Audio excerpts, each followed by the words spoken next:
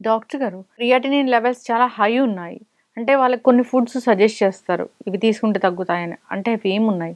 First అమ్మ మేమేం చెప్తున్నామంటే కిడ్నీ పేషెంట్స్ అందరు క్రియాటిన్ తగ్గడానికి 5 రావి ఆకులు, 5 వేపాకులు హ్మ్. వాటర్‌లో ఏసేసి దాన్ని బాయిల్ చేసి దాన్ని డికాక్షన్ తీసుకోమంటున్నాము. హ్మ్. ప్లస్ ఈ వెజిటబుల్స్ ఎక్కువగా ఇస్తాము.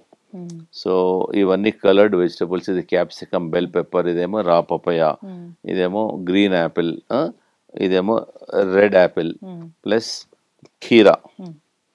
కీరా ఇవన్నీ ఫుడ్‌లో ఈ ఫుడ్ ఎక్కువ తీసుకోవాలి. వండిన ఫుడ్ తీసుకోకుండా రా ఫుడ్ తీసుకోవాలి. ఇది బ్రకోలీ హ్మ్.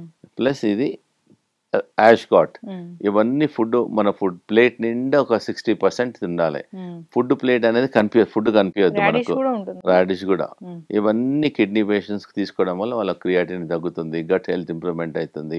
జనరల్ హెల్త్ ఇంప్రూవ్‌మెంట్ అయితుంది.